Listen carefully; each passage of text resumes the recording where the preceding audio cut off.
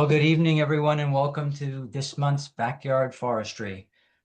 Tonight's guests are New Jersey Audubon and USDA Natural Resources Conservation Service. Just a little word about the NJFA. We're a 501c3 organization. We advocate for all forests in New Jersey by supporting responsible, sustainable use and science-based forest management, benefiting the forest ecosystem and all dependent communities. We are the voice of woodland owners in New Jersey, both public and private. Those who've attended before have heard this liability disclaimer, but we read it at every event. This presentation is for general informational purposes only and is not intended to constitute specific legal, tax, or other advice. No claims, promises, or guarantees are made about its accuracy, completeness, adequacy, or suitability. We encourage landowners to consult with their own attorneys, accountants, and foresters for professional advice concerning their woodlands and otherwise. The next thing we will touch on is this past couple of weeks, we sent out a legislative and regulatory update, and just wanted to summarize that again for this group in case you didn't see it.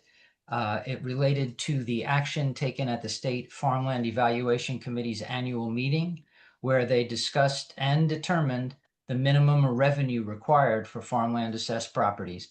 In case you don't know this, there's a certain revenue level for agricultural lands and a certain revenue level for woodland properties.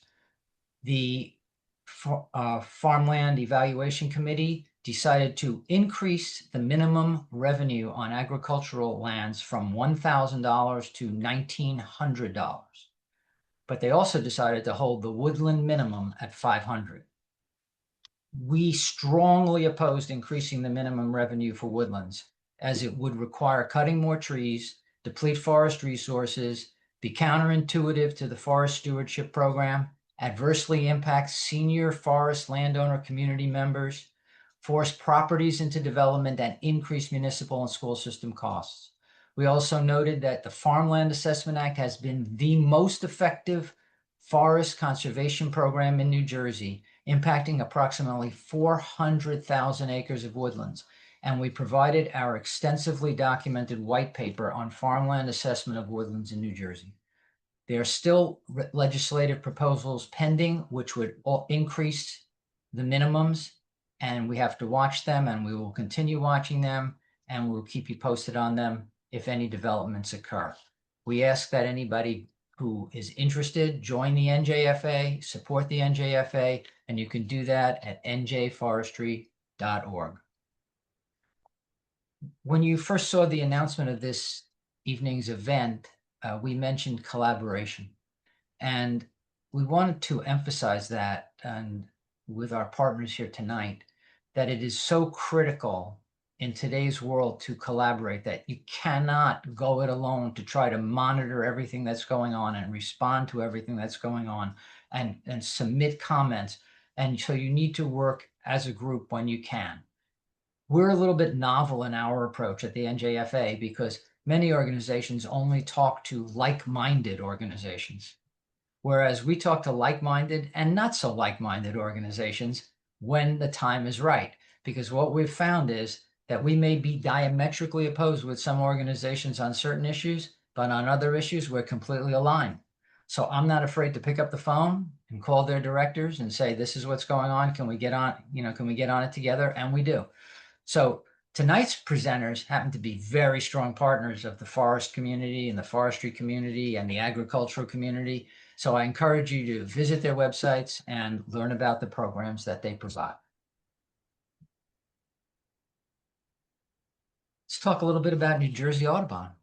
New Jersey Audubon is a privately supported, not-for-profit, statewide membership organization. It was founded in 1897 and is one of the oldest independent Audubon societies. New Jersey Audubon fosters environmental awareness and conservation ethic among New Jersey citizens. It protects New Jersey's birds, mammals, other animals, and plants, and especially endangered and threatened species, and promotes the conservation of New Jersey's valuable habitats. The Natural Resource Conservation Service, known to all of us as the NRCS, is a part of the United States Department of Agriculture. and it provides technical and financial assistance to private landowners and agricultural producers to conserve and improve natural resources like soil, water, and habitat on their land. It was established way, way back in 1935 in the middle of the Great Depression as the Soil Conservation Service to address the Dust Bowl conditions. And the NRCS works with farmers, ranchers, foresters, and communities to implement conservation practices that reduce erosion, improve water quality, and enhance wildlife habitat. Tonight's guests from New Jersey Audubon, Ryan Hasko and Celia Vuocolo. From USDA Natural Resources Conservation Service, Gabi Arcadi and Jennifer McNally. There's Ryan right on the screen. Ryan is a Stewardship Project Director for Forestry. He's focused on conservation efforts aimed at enhancing the diversity and health of forests on both private and public land. He works with landowners to create comprehensive forest stewardship plans to help guide management activities to enhance habitats for wildlife, increase forest health and resiliency, and ensure future stability of the forest. Celia Vuocolo is a Stewardship Project Director for Agriculture and Wetlands. She joined Audubon in 2023, and she oversees Audubon's wetland and grassland restoration projects, as well as efforts to promote agricultural best management practices. She grew up in Lebanon, where her family has had a forest stewardship plan since 1975. And why am I telling you that? Well, because her dad was the inspiration for the NJFA's annual highly prestigious award, the Sal Vuocolo Award. And we're very proud to award that every year and to have named it after him. From NRCS tonight, we have Gabi Arcadi. She's a natural resource specialist. She's been with NRCS for almost 3 years. She works out of the Columbus office, covering Burlington, Camden, and Ocean counties. She grew up in central New Jersey and has been farming and managing forests for much of her life.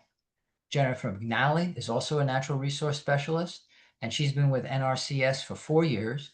She works in what is now the Mount Olive office, used to be the Hackettstown office, and that covers a lot of counties: Morris, Sussex, Warren, Bergen, Hudson, Essex, and Passaic counties. Prior to joining NRCS, Jen was an agricultural conservation specialist with the Morris County Soil Conservation District. So now we're pleased to turn over the podium to our panel, and don't forget, you can post your questions in the chat whenever you like.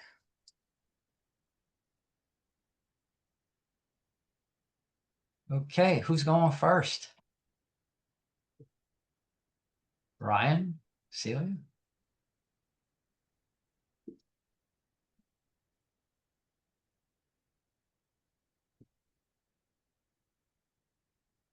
Perfect.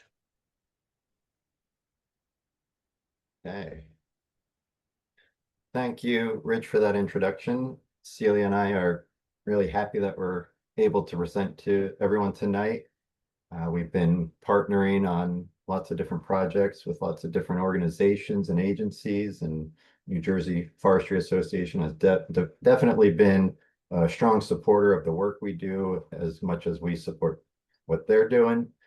So hopefully tonight we're able to give you a little bit of a brief overview of who New Jersey Audubon is, what we do, what we focus on, and how we can provide some assistance for both private landowners and public lands. So next slide. So just Rich already gave a nice overview of New Jersey Audubon, but our vision is a future where people and nature thrive together, and our mission is to inspire and empower people to care for nature throughout New Jersey and beyond. Next slide. So New Jersey Audubon has a number of different departments, and we focus on a pretty wide array of activities involved in environmental education and conservation. We have a education department that focuses specifically on getting into schools throughout New Jersey, sharing programs of environmental education, different types of outreach. We also have a number of nature centers in which we invite in school groups to come and explore the natural world with some of our naturalists and teachers. And in addition to that, they also provide curriculum and training for teachers throughout New Jersey. So the teachers are able to then bring lesson plans back into the school systems and into their classrooms to help further provide a lot of the environmental education that we promote, kind of furthering the impact of what they do. Next slide. We also have a research department who's focused almost exclusively on birds, since we are an Audubon organization. They're active throughout New Jersey and beyond. They study a lot of bird populations, bird behaviors, trends going on, collaborating with other organizations and agencies to see. Unfortunately, a lot of birds are in decline, so monitoring those and seeing what might be contributing to that. Some of the projects they work on are monitoring right-of-ways on power lines, seeing what best management practices may be implemented to create more suitable habitat along those highly managed areas, shorebirds, and a lot of other different types of aspects of the habitats that are found throughout New Jersey. Next slide. So stewardship is the department that Celia and I work within. A broad view of what we do is we're really looking to encourage best management practices and try to provide guidance, as well as provide assistance in implementation of practices that can create some model habitat across the landscape.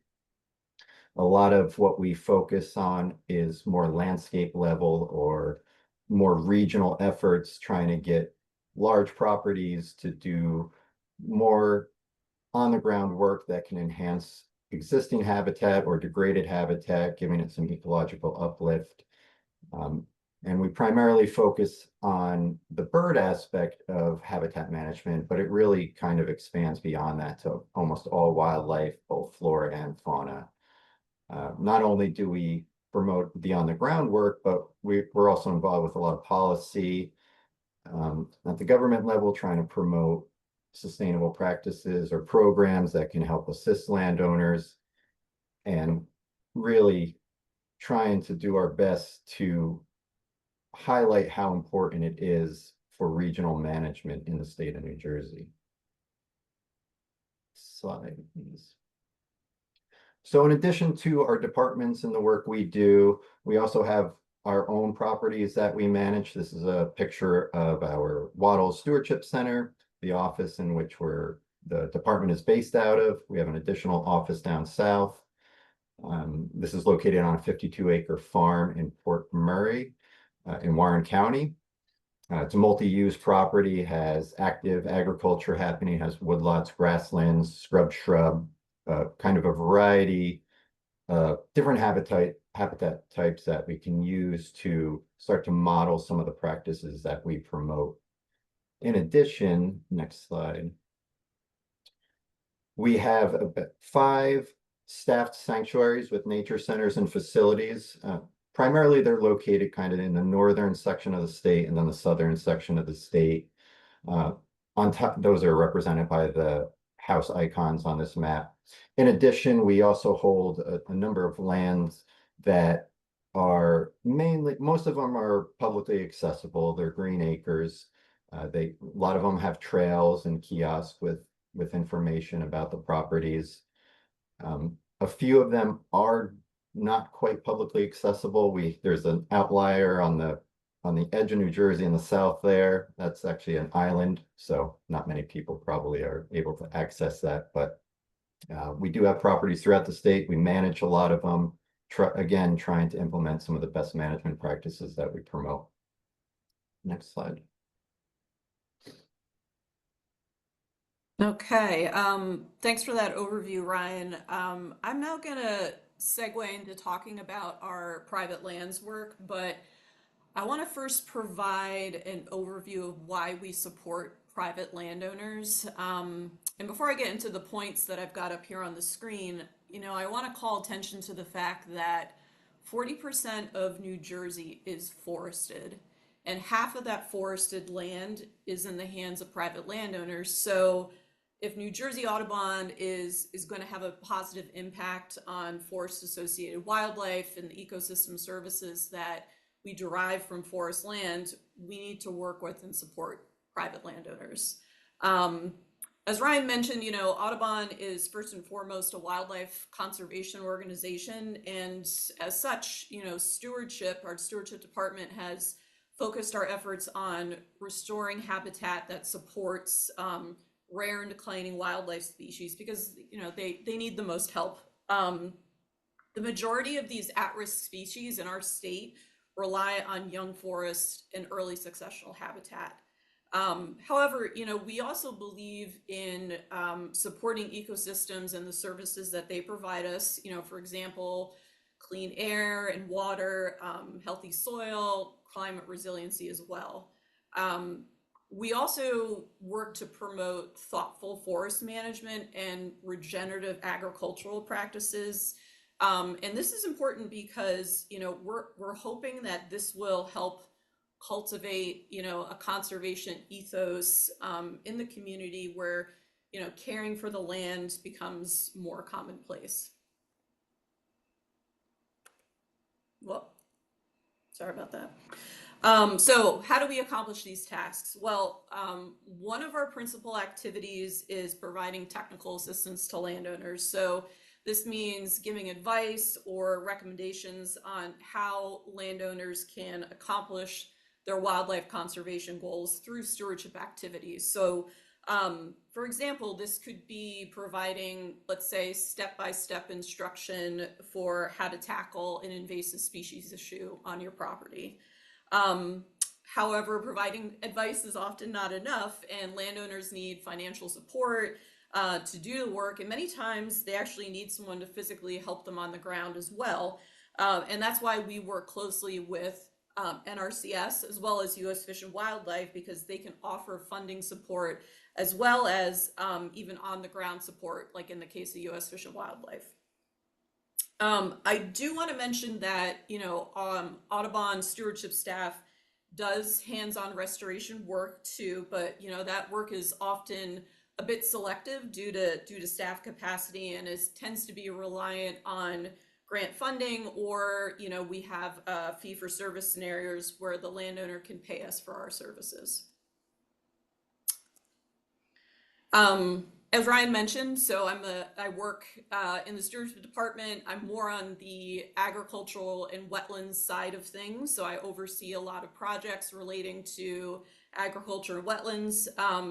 So I want to take a moment to just kind of promote talk about some of the conservation priorities that we focus on, particularly for our agricultural lands. So my staff and I promote the use of agricultural best management practices frequently. So we do this through outreach events, one-on-one site visits with farmers. And so some examples of ag BMPs could be, cover cropping, planting filter strips, doing prescribed livestock grazing, integrated pest management, and there's a whole host of other BMP activities. So, and I do want to point out too that all those BMPs that I just mentioned support wildlife, but they also improve and enhance, soil health and water quality and quantity on farm properties, thereby assisting with farming productivity, because it's really important to us to provide landowners with support and advice that helps wildlife, but then also helps their bottom line. We also work with landowners that are interested in converting former farm fields to native grassland and pollinator habitat. So these scenarios are typically, fields that were used at one point for agriculture, but maybe it's too difficult to farm that field or too costly. So the landowner wants to retire it and restore it to natural habitat. So my team can provide technical assistance to most landowners in agriculture, and we also support folks through the NRCS Farm Bill program process as well. And if we have grant funding available, like I mentioned, we might be able to assist with on-the-ground restoration work. Our wetlands restoration priorities currently are primarily centered around the two flagship species that I have here up on the screen. So we've got the bog turtle here on the left, which is a federally threatened species, and then we have the American black duck. And both of these species require high quality wetland habitat. So by managing for them, we benefit a whole suite of other wildlife species, which is why we chose to work with them. Wetlands restoration work in New Jersey is tricky. I'm sure maybe some of the folks watching have kind of been through that process before, and it's tough for the average person. So, and that's typically because there's engineering requirements. If you're restoring hydrology, there's freshwater wetland or flood hazard permits that are required. So working with a conservation organization like Audubon can significantly improve a landowner's chances of completing a successful project. And just a quick plug that we're going to be hosting 2 outreach events next week, both in northern and southern New Jersey, to drum up interest for American black duck projects. And I'm going to talk more about those at the end of the presentation. So I've got a few slides of some example projects to share with you all. I'm going to start with our wetlands work since we just chatted about it. So the large photo that you see here is an example of exemplary bog turtle habitat. So this was an existing wetland that needed some management of invasive brush. I think the brush in question was, it's usually autumn all over multiflora in these kind of bog turtle wetlands. And those needed to be removed to improve habitat quality. And a little bit about this species. So bog turtles are found in isolated populations in our state, with the stronghold of the population being in northern New Jersey. They need open wetlands, super mucky soil, and flowing surface water. So they are considered a habitat specialist. And then the photo I have up here on the top right is that pickerel weed, the purple flower, is from a 30-acre restored wetland. It's another open wetland scenario that's in Warren County. We did that for American black duck, and this project was funded through NRCS. And then finally on the bottom there, we've got a volunteer tree planting that took place on the Musconetcong Wildlife Management Area, which is adjacent to our office in Port Murray. That was the slide you saw earlier. And we reestablished a wildlife buffer in the crop field. So this is going to provide habitat for game and bird species, and then also enhance the riparian buffer along the Musconetcong River. So here's a couple of great examples of completed restoration work in crop fields that we've done. So the big photo here is showing a pollinator habitat strip kind of between the soybean field and the road. And we often work with farmers to plan out native wildflower or grass strips, which help with erosion and runoff, but they also provide habitat for pollinators as well. The photo on the top right is actually a field that was formerly a crop field and then was retired and restored to permanent native vegetation, which is a pollinator meadow.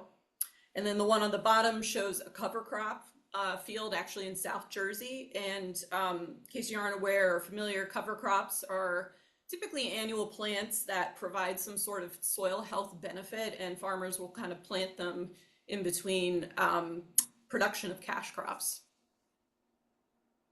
And last but not least, I've got some examples of our work with both hay and livestock producers here. So Audubon staff's able to provide recommendations to hay producers on how to time their hay cuttings to limit impact on grassland bird nesting. So grassland birds are some of our most at-risk bird species in New Jersey, and they use surrogate habitat like pasture or hay fields because so much of their native grasslands have been lost. So the other thing is too, is that since they nest on the ground, they're very susceptible to mortality from mowing equipment. So the first photo on the left here is a project that's led by one of my staff in coastal South Jersey, and they work with a farm family that produces salt hay. So salt hay is a native grass that is salt tolerant and also a hay product. So growing and harvesting the salt hay for this family is a way of continuing to sustain their farming business while adapting to saltwater intrusion on their land, which is a result of sea level rise. Regenerative livestock grazing has also, I think, really caught on in New Jersey, or I hope it has. And some livestock grazers that we work with us as well as NRCS to adopt BMPs for livestock grazing that not only improve forage health and cattle weights, but also benefit birds and other wildlife. And that encapsulates most of our work on the ag and wetlands side of things. So I'm gonna turn things back over to Ryan. And I think it's worth noting too that, you know, a lot of properties and a lot of landowners might have multi-use properties with different cover types. And that's really what we're focusing on, is not only forest health and management practices for forests, but also what additional practices can be done, whether it's an agricultural producer or just someone with more open areas or wetlands. Because wildlife doesn't differentiate, right?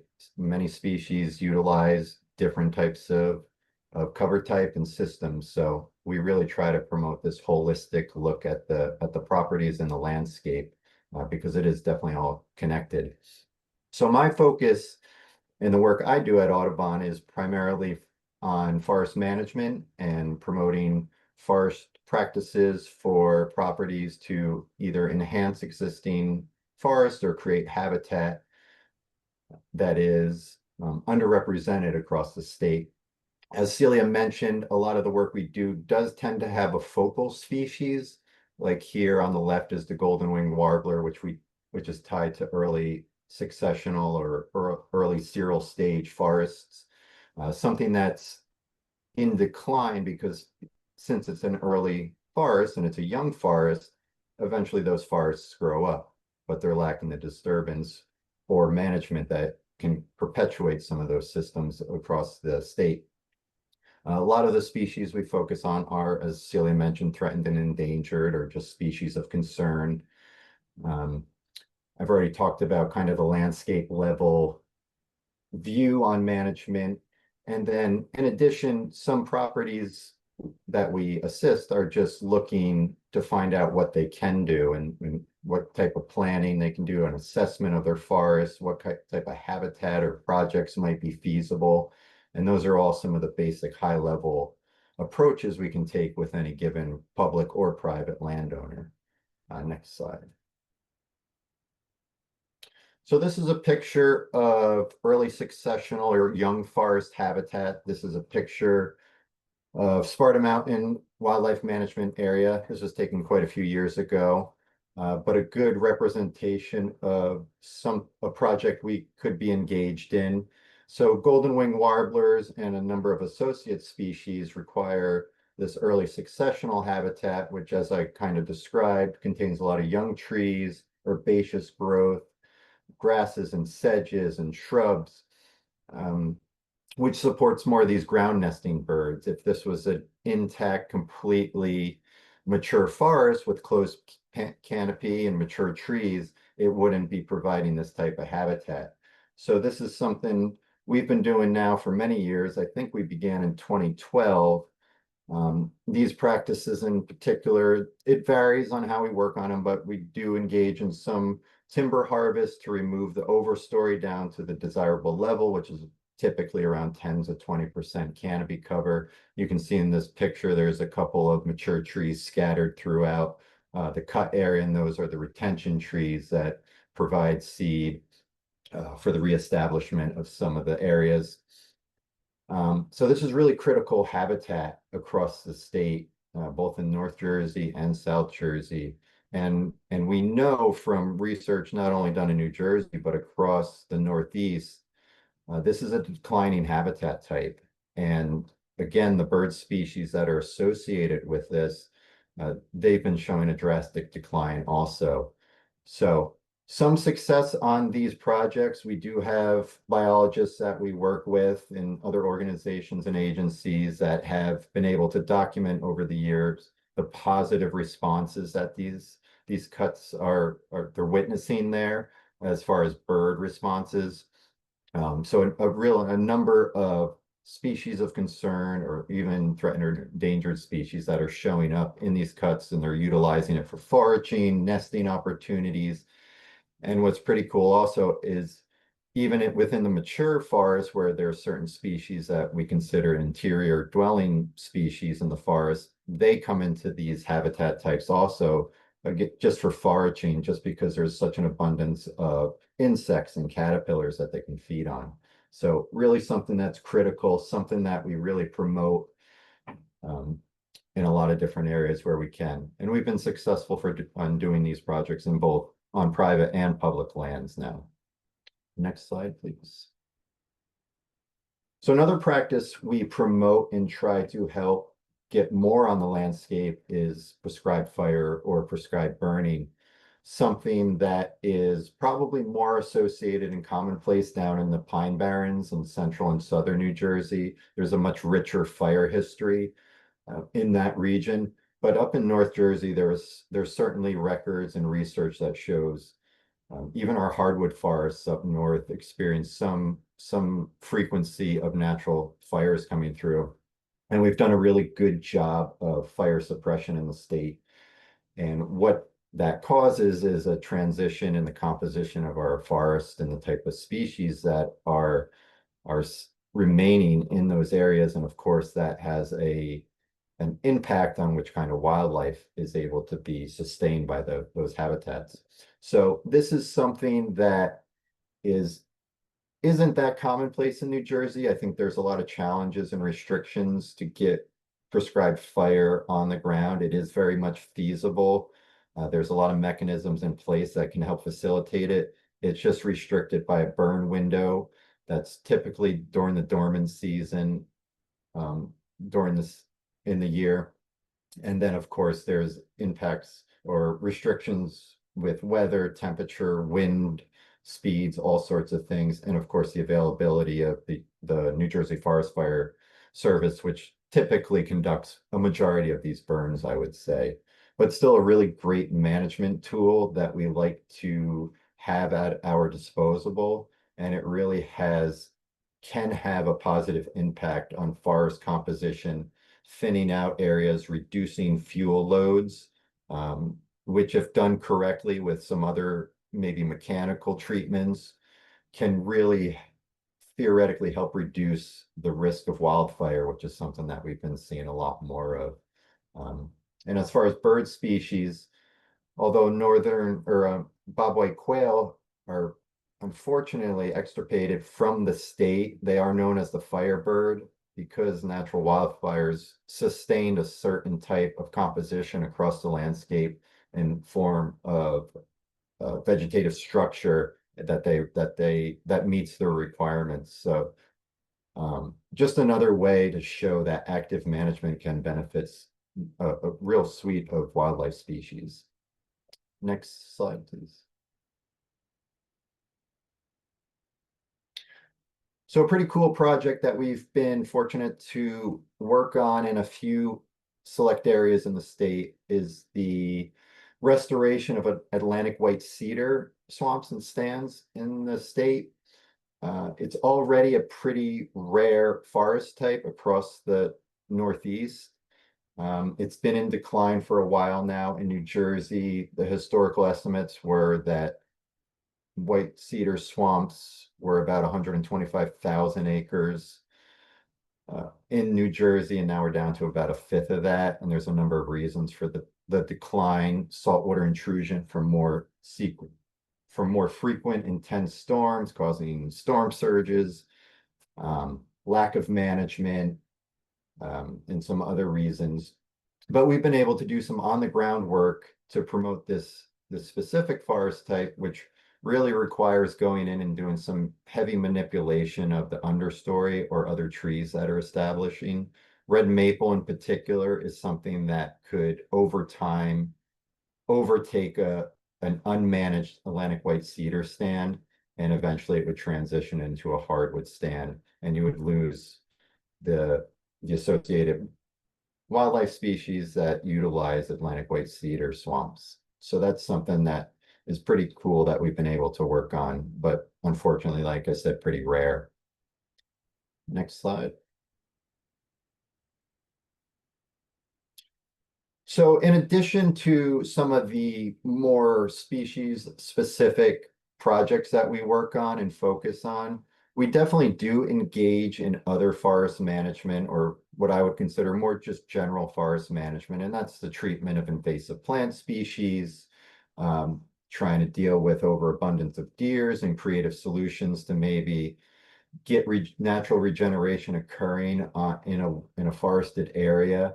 Unfortunately, throughout the state, especially in northern New Jersey, a lot of the woodlots and the forests are pretty heavily degraded, and they do require a lot of care and work to get them back into what we consider a healthier, more resilient state. This project in particular is ongoing in Warren County. It's about a 600-acre site owned by a private company, and the project area is about 60 acres. And when we first got on site, we helped the landowner develop a forest stewardship plan for the property. It was probably a poster child for one of the worst degraded sites I've been on, just tons and tons of invasive species growing on each other. But there was an opportunity to do some work because the property owner was invested and wanted to implement some of our recommendations that we provided in the plan. So this spot in particular was a 60-acre block of almost primarily white ash, which unfortunately at the time of us writing the plan and starting to think about doing work, the ash was already in decline and we knew it was going to be lost. So we were able to do a harvest or a salvage harvest of what ash still remained intact that could get some value, and that provided some revenue to come into the landowner, which helped fund additional activities. There was some forestry mowing to get the invasive pressure and biomass down, just so we could get in and start doing some work. And pretty unique for this, for me at least, was the ability to utilize drones for herbicide applications for the invasive species that were coming back in.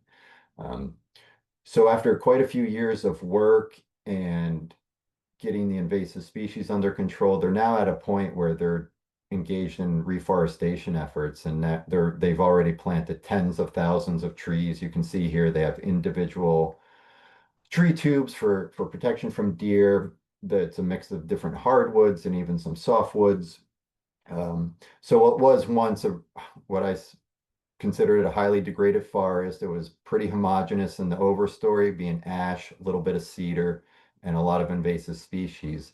We're now helping to move it forward in a trajectory that hopefully one day it'll be a little more diverse forest, and therefore it can start providing more wildlife benefits as it continues to establish and grow. So just a good example of the wide variety of projects that we can work on.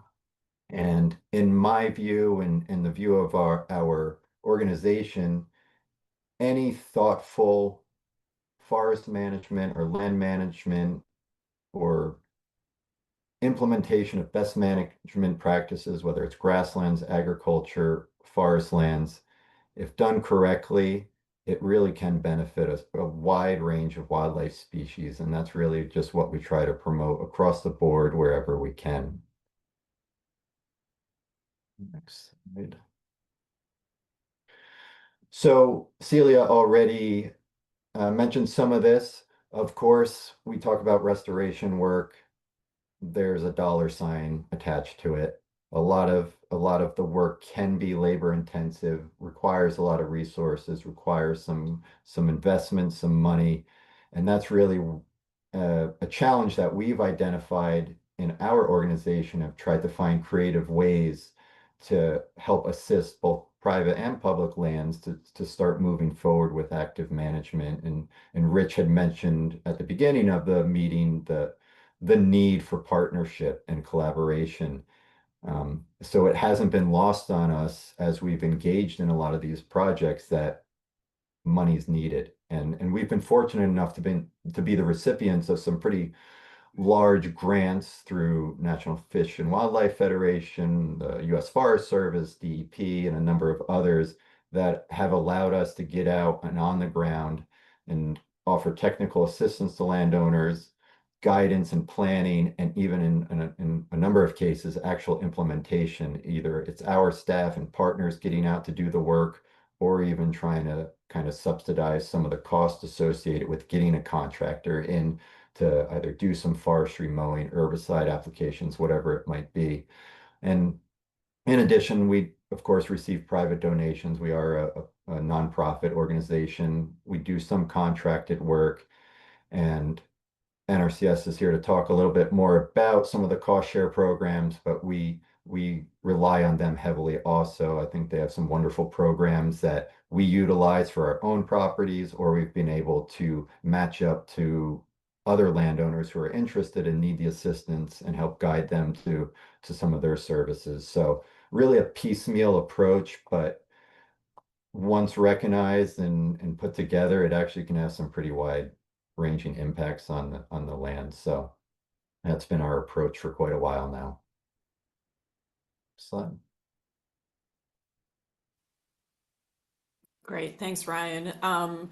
Yeah, and I mean, if you're interested in working with us or just learning more about our wetlands work in particular, and also actually this particular outreach event, which is next Thursday, September 25th at 6:30 p.m. In Warren County at Hudson Farms. Some of you may be familiar with that property. We're also going to be, Ryan's going to be talking about young forest habitat and doing some different forestry activities to create early successional habitat. I'll be speaking about more specifically some practices that can be employed to promote that kind of emergent wetlands, those open wetland habitats that I mentioned earlier. New Jersey Fish and Wildlife is also going to be on hand to talk about some of the biology and conservation needs of species that benefit from both those habitat types. And then, of course, NRCS will be there as well. Registration is free, but we do require registration, so we know how many folks to expect. So I have the link there as well, but you can also pop onto New Jersey Audubon Facebook, Instagram, website. All those things are listed there as well. And for our South Jersey folks, we're actually having a very similar event in the southern part of our state on September 23rd, which is a Tuesday at 5:30 p.m. This one's fun. It's at Farmers and Bankers Brewing in Woodstown. And this is just going to be a staff from New Jersey Audubon, once again, talking about wetlands work, if anyone's interested, and, basic biology, American black duck. Our staff's also going to review some of the Farm Bill programs that NRCS offers as well, and you get one free beer with admittance, which seems like a pretty good deal to me. So, okay, so I think we're pretty much done, Rich. If you want to, I guess I can stop sharing and pass it over to NRCS.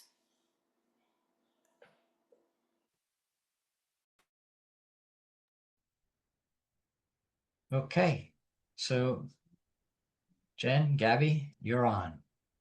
Yeah, I will share my screen. So yeah, thanks Rich for introducing me. I'm Gabi. I've been with the Natural Resources Conservation Service for about 3 years now. And I work with all different types of producers. Our office could range anywhere from aquaculture, forestry, corn, soy rotation, just about a little bit of everything. Today, I figured I would focus a little bit more on forestry and wildlife and how our programs could help landowners with that.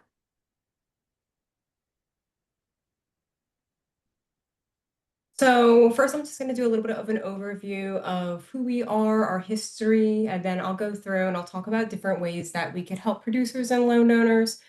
We provide both technical and financial assistance. Then we're going to go through some of our key practices. Jenna's going to take over for our initiatives, and then I'm going to close out talking about our opportunities moving forward into 2026, and then also advertising our open house coming up soon.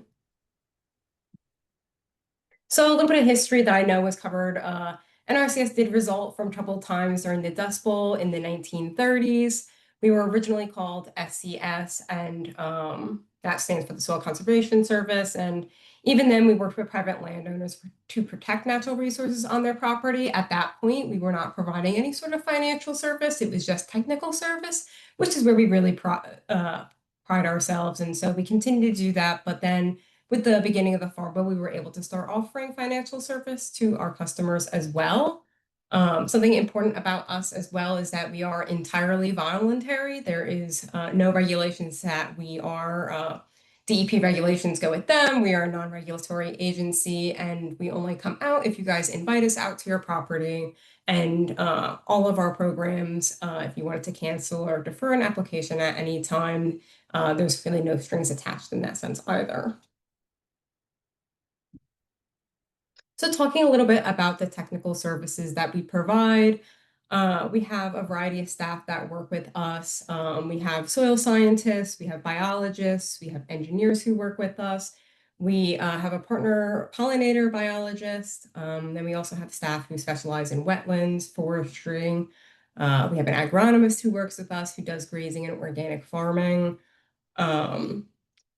And all of their expertises are used in conjunction with ourselves. Our natural resource specialists are the people who will initially go out and go onto your site and conduct an inventory on the natural resources that you have there. We'll identify different resource concerns, and then we'll then call in a specialist if needed to plan further on your property.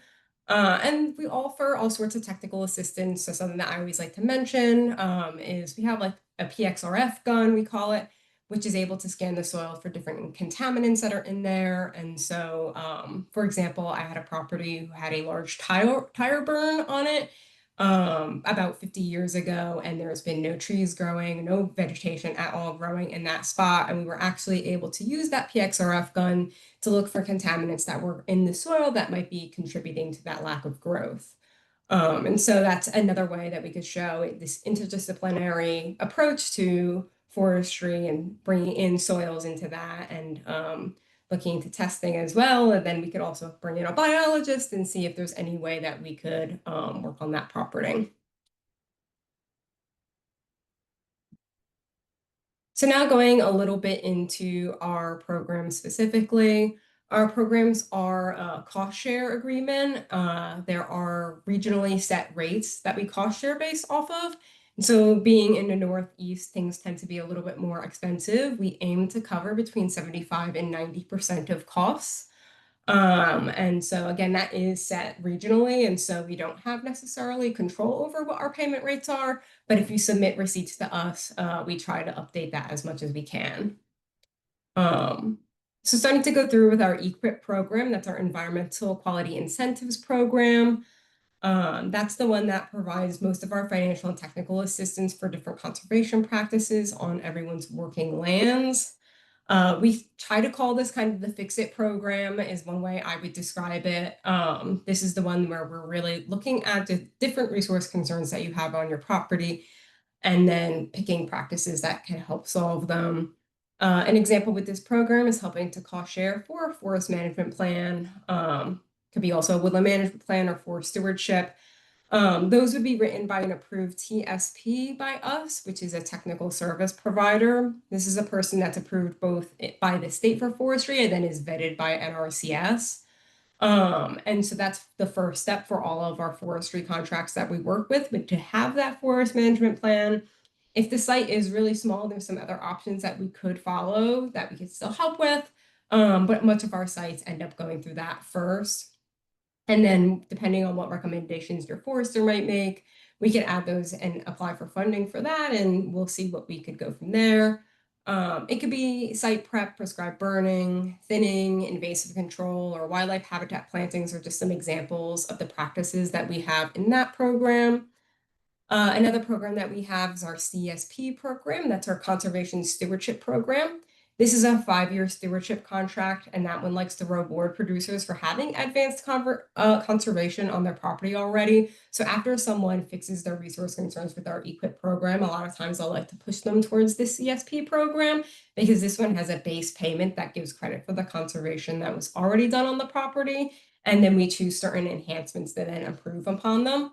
And so something like this is if you had done EQIP through our programs and you did some forest management and you did, let's say, some thinning with forest stand improvement, as well as maybe some prescribed fire, that's something that then moving forward into CSP, we would enhance upon. So maybe we narrow down the focus a little bit more and we get a little bit more specific with it.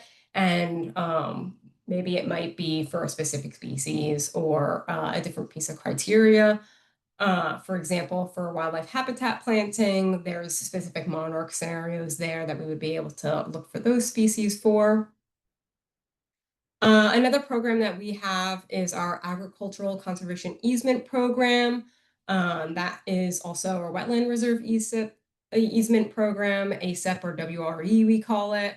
That one looks to restore and enhance wetlands, which have been previously degraded due to agricultural uses. And so that's kind of a key that we have there is there has to be that history of agriculture there and that degradation that we then undo. So an example for that would be in the pines, in a cranberry bogs, they tend to use these braided stream systems and they will connect that to control the flow of the water. And so we will undo that and kind of restore the braided stream system to be as close to natural as possible and restore the wetlands. And those easements are in perpetuity. And then a couple other programs that we have is AMA, that's our Agricultural Management Assistance Program. That is very similar to our EQIP program, but there is a $50,000 per year cap on that program. And it doesn't allow certain producers to get advanced payments, while our EQIP program does offer advanced payments for practices if you qualify. And then we have our CPP, which is our Regional Conservation Partnership Program. And that is one that there are different specific situations that we look for. So for example, aquaculture is one that we're doing right now, and it's funded for a certain amount of years until that grant is over. So going through now and talking a little bit about some key forestry and wildlife practices that are eligible. One that I see, I work down in the pines, so we do a lot of prescribed burning on our properties. So the way that NRCS would view this is treating assorted resource concerns. We would be reducing hazardous fuels. We are maintaining fire-dependent ecosystems. We're promoting native regeneration. We can also help with fire breaks and fuel breaks. We tend to plan those hand in hand.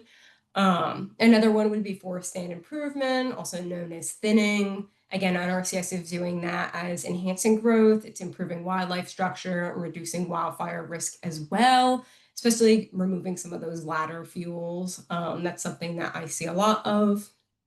Another one that we see a lot in forestry is brush management and invasive control. This could be, an herbaceous weed control as well. And that targets usually pretty specific species. I see a lot of multiflora rose that we end up having to treat, and that enhances the structure and biodiversity of the forest.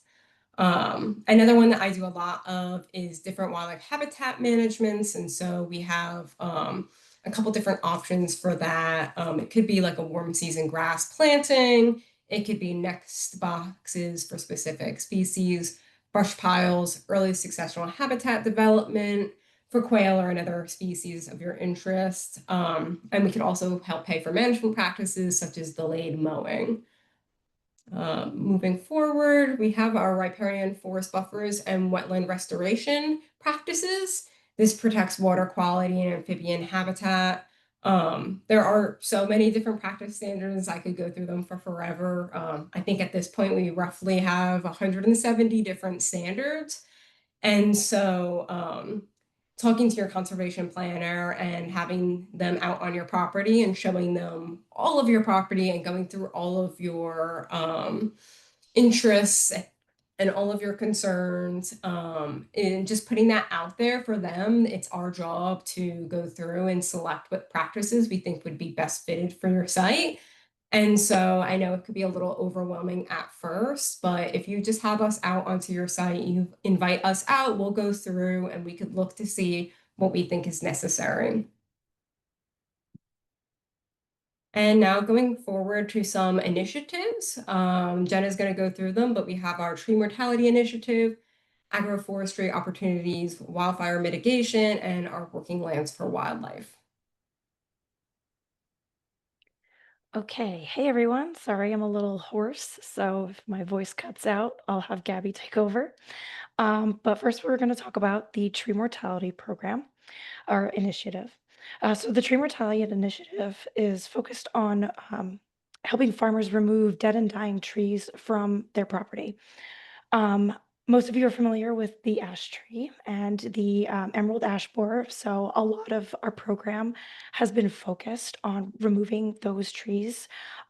We're mainly looking at agricultural fields. Maybe you're looking at like a hedgerow, forest edge, and they're posing a hazard to agricultural activities.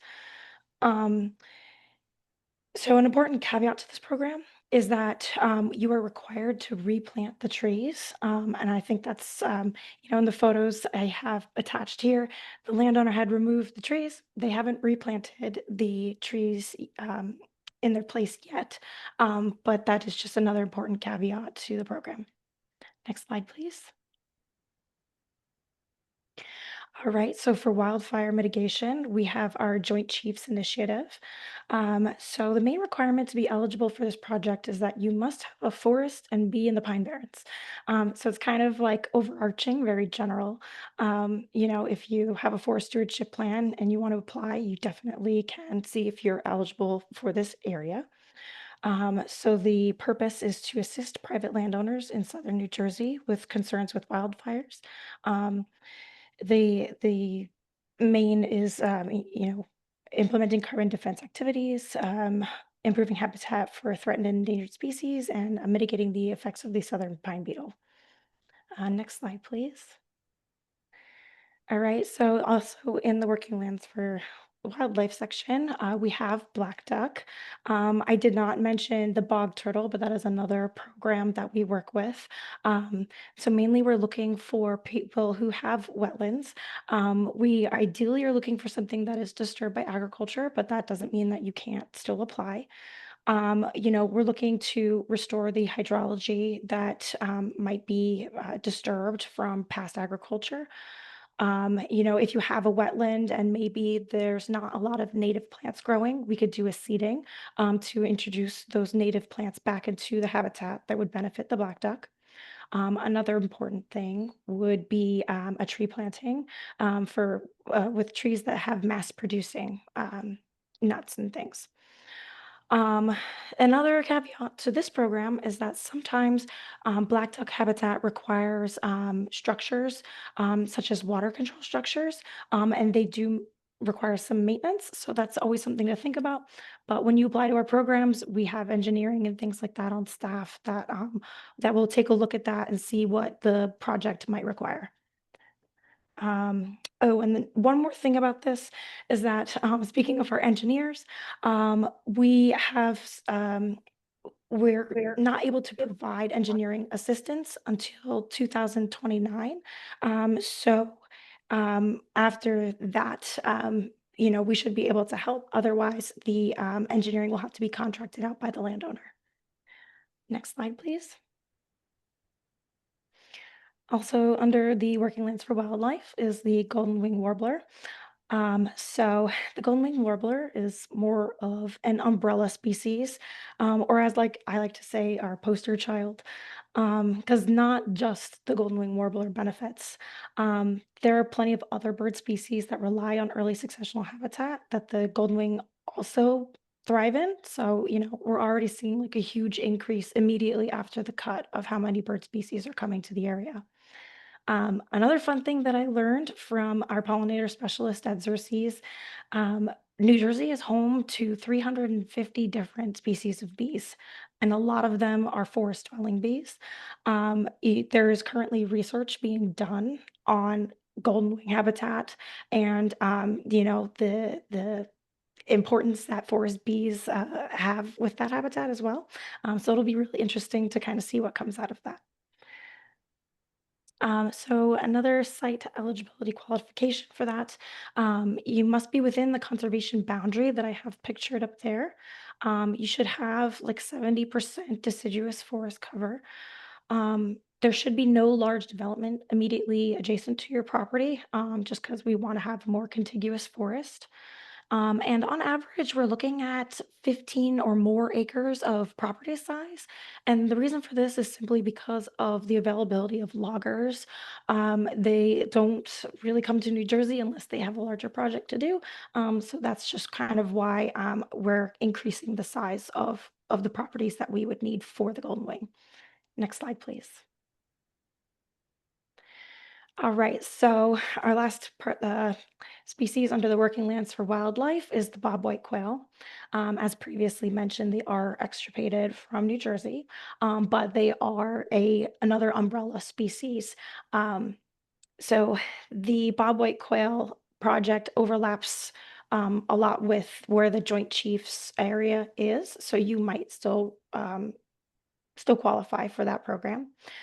For this, you're creating a habitat mosaic, and in your forest, you might be doing a thinning to kind of have like a difference in habitat type. You also might have grasslands on your property. And if that is the case, we can do a warm season grass planting, and that would also help benefit many other species in the area. Also, edge feathering is another important thing that we can include. So if you have a field edge that perhaps has that, very blunt forest to change to the field, we can feather it in so that it has a more natural succession back to the forest. And then with that, I guess I'll turn it back to Gabby. Yeah, so now I'm just going to go through our 2026 funding and our deadlines moving forward.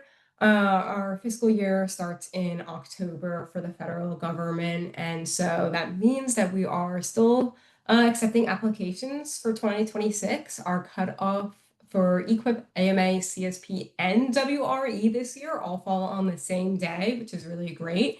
In past years, we've staggered it a little bit and it could be confusing, but this year, all of it is due by October 17th. Our planning is done through the fall and into the early winter. And then funding is typically known during the springtime. And so even if you don't make it to our cutoff by October 17th, we could still come out to your property and provide technical assistance in the meantime until maybe moving forward with funding for another year. Like I said, rolling applications are accepted year round. So even if you don't get in the next month, that's not too late. We could just move forward and wait a little bit longer. We do have higher payment rates for historically underserved applicants when you fill out our 1200 form, it's called, which is our application for programs. It has a definition there as well as their criteria. Again, I had mentioned earlier that our cost share rates tend to be between 75 and 90% of the cost. That 90% is reserved for historically underserved applicants, as well as the advance payment that I was talking about earlier. The first step of all of this, though, is to contact your local service center. On the next tab, I'm going to have a map of all of that for everyone to look at. But that's definitely our number one right now is to contact your service center. You could look on farmers.gov as well. You could do an application on there or you could go in person, but farmers.gov also has a newsletter that you could sign up for. I send them out monthly for my office, and I know other offices have them as well. And so that'll just give you updates about your service area every month. And then there is the Conservation Open House that I want to advertise. That's being hosted by all of the New Jersey field offices. And I have those event dates and locations on the left side of that slide. So again, just to review kind of what we talked about today, I did know I went through really quick because I wanted to make sure we stayed as close to our allotted time as possible. Most important thing, number one, is to contact your local service center, Columbus, Vineland. It could be Frenchtown, Woodstown, Freehold, or Mount Olive Center. You'll reach out to us, then we could assign you a conservation planner. We'll go out onto your property. We could assess different resource concerns that are out there and then begin to develop a plan. Depending on your needs, it may be developing a forest management plan with a certified forester and TSP, or we could write a conservation plan ourselves. And then at that point is when you would go through the funding cycle, ranking and contract development. Something that I really do like to mention is that after ranking and we receive our allocation for the year, we go down the list until we run out of money. And so I don't want anyone to be discouraged if they don't get in the first time that they apply. Unfortunately, our programs are competitive through the ranking process. And so the ranking process usually consists of our looking at different resource concerns on your property. In our system, it gets assigned like a numerical value. And then same with the practices that we're recommending on your property, they all get assigned a value to them, and we go down that list until we run out of money. And so because it is competitive, applications generally succeed later cycles. At least I think making your application as diverse as possible, in my experience, really helps with that. And so let's say you don't get in on the first round, your application will roll over to the next year. And when you talk to your planner again, you could discuss possibly diversifying your application and expanding on it. And that does help get assigned more points in our rankings typically. And that can help you get funded. But again, you can't not try, it feels like. I feel like we all it's tough at first, but once you put yourself out there, it's kind of worth it a shot. And then absolute worst case, we could provide some technical service to absolutely anyone. Everyone is eligible for that. And so we could always provide that to everyone. And then here is the office location map that I was talking about. I really encourage everyone to reach out to their local service center if they could attend this. If not, going to farmers.gov and looking at who the district conservationist is on that website. They'll have phone numbers as well as emails that you could reach out to with any questions if you're not able to make it to our open house event. And I think reaching out is the hardest part. And then we are really excited to help and do whatever it takes to help you have conservation on your property and treat all the resource concerns that are there. Okay, that is the end of this slide. So I'm going to stop sharing my screen and we can start going through and answering any questions anyone has. The first question I wanted to kind of respond to, because I'm sure people are wondering, what is a technical service provider? So maybe you can explain that, but I would just point out as the Forestry Association that that the state publishes a list of approved foresters, but every approved forester is not a TSP. So Exactly. So if you need to work with the TSP, you have to ask your forester, are you a TSP? You may even find it listed on their websites. But it's very important that you identify a forester who is a TSP. Yeah, so in order to receive funding from us for your forest management plan, which I should also mention that our cost share rates for the forest management plans tend to be pretty good. Based off of the receipts that I've received recently, I found that we've been able to cover the entire cost of the plan. Of course, that could change in future years, but that's just something that I've personally noticed.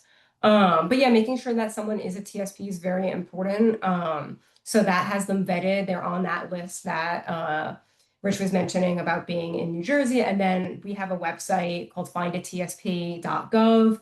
And on that website, you could search for a CPA 106. That's a forest management plan. It's the practice code for us.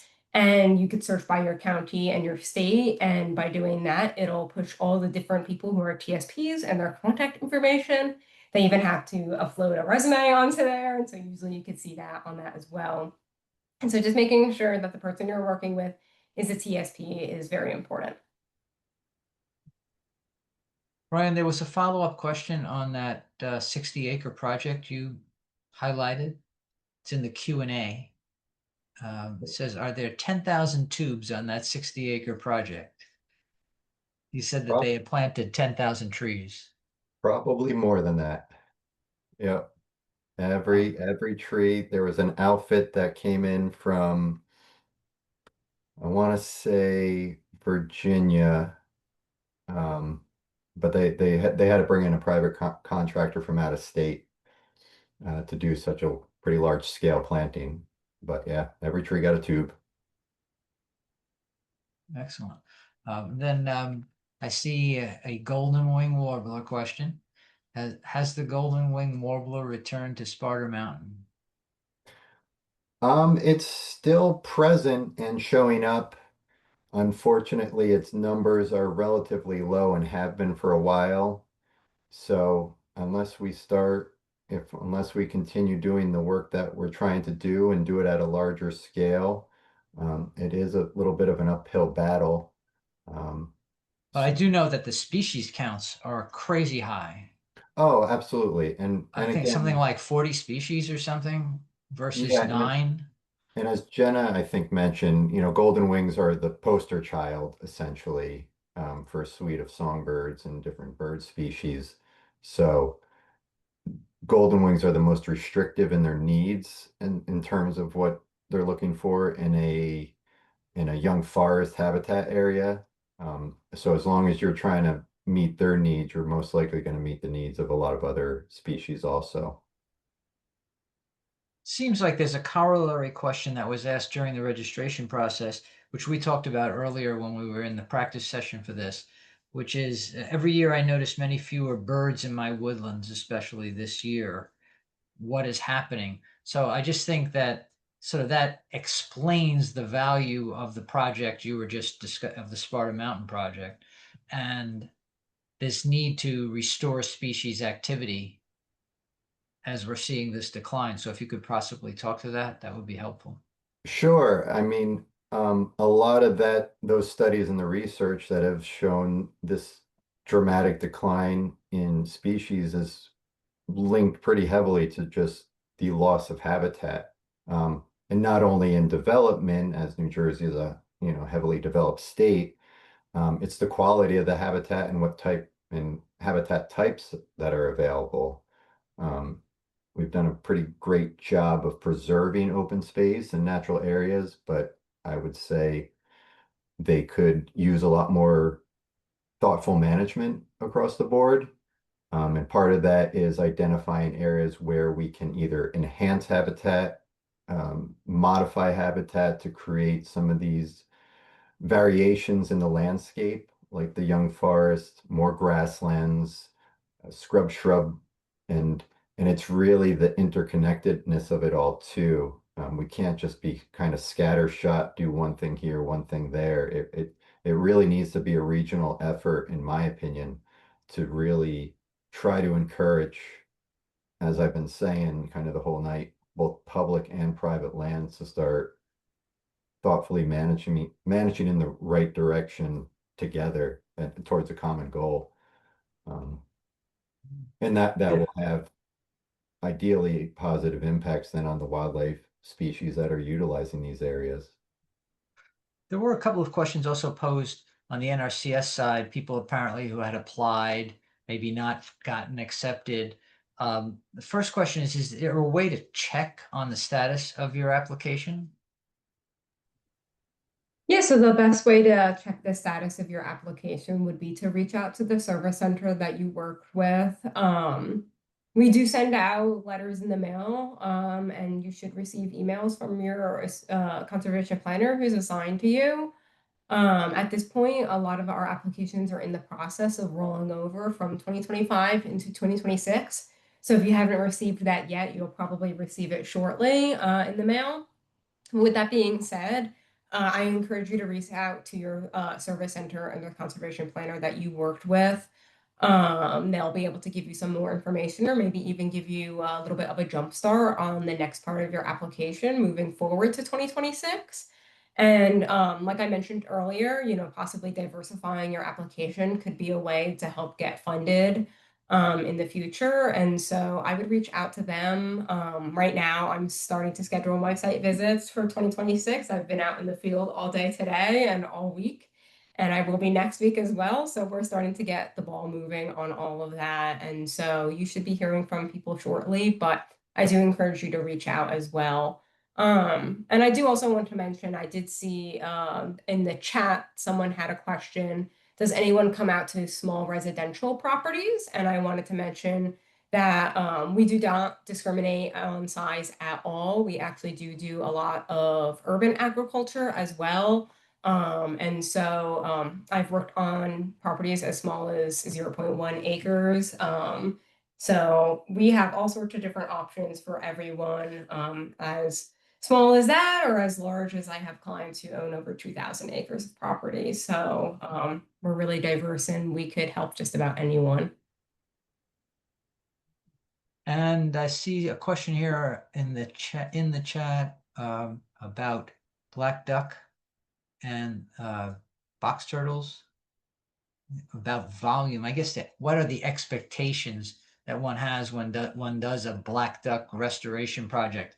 Will I, double the population? Will I, be overrun by black ducks? Good question. I'll answer, and Jenna, if you want to jump in afterwards, that would be great. Yeah, so I mean, here's the thing, like Brian kind of touched on this before, and I think we've been saying this for a little bit now tonight with the Working Lands for Wildlife Species, in which American black duck is one. They are like poster children. They're species that were selected by NRCS to kind of get people excited about doing this kind of restoration work, whether it's like wetlands, black duck for wetlands, or bobwhite for early successional habitat. And when we're doing the work, we're really thinking about habitat and not necessarily about whether or not we're going to get, black duck numbers up and rising. I mean, black duck, certainly has some like conservation targets and, goals for the state of New Jersey that were set forth by like the Atlantic Coast Joint Venture. And certainly we want to see those numbers in that bird species go up, but we're really just interested also in doing like quality wetlands restoration projects, especially ones where areas have been modified by agriculture and wetlands have been drained, things like of that nature. So yeah, I mean, I don't know if that really answers the question, but for us, we're thinking more about habitat than maybe numbers of animals. Right, then, Jenna, I don't know or a if you- particular, even the particular species. Yeah. Correct. Right. It's more of an example of what could come rather than the Mhm. absolute target of what will return. Just to jump back to NRCS, one more question I think is probably going around in people's minds is this way of getting more points by expanding the scope of your project. Let's say in the next, if you didn't get it this year and I come back next year, would that be, oh, I want to add the forest edge work perhaps to the project and things of that, adding features to the project? Is that what that Yeah, means? that could be one way. So if you have, let's say, the need for wanting to create wildlife habitat, let's say we were doing quail work, and initially you were just starting on some thinning.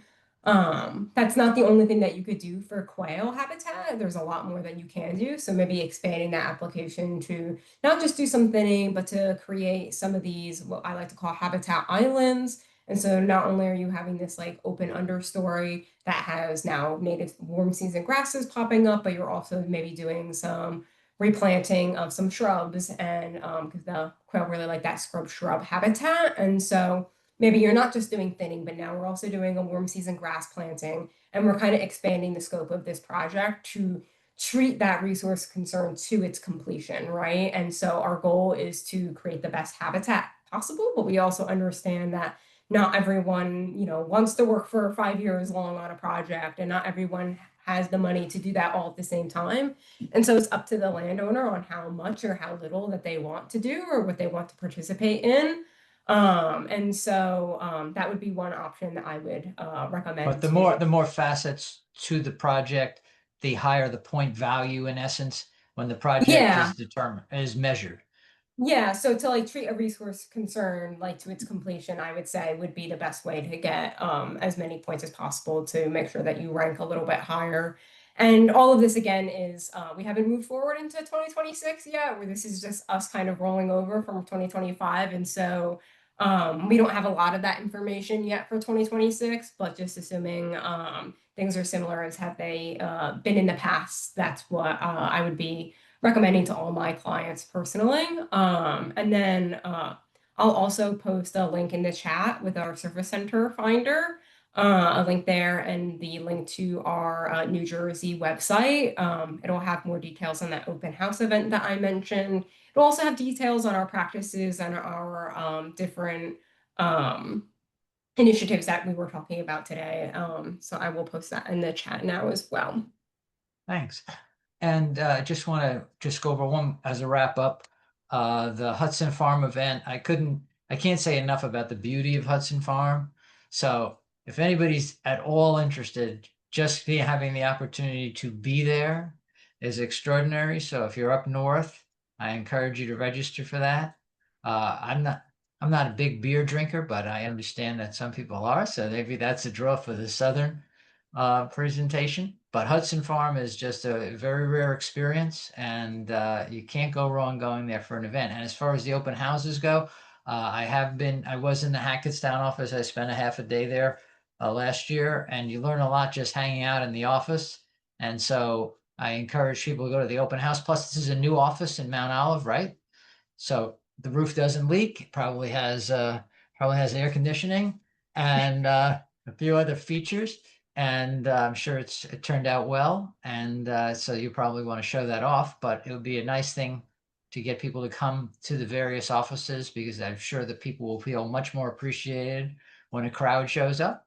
So I encourage everyone to do that. And finally, I thank you all for just an incredible evening and a wonderful presentation. Thank you. Thank you so much. Thanks for Everybody have a having great us. night, and we hope to see you next month. Good night.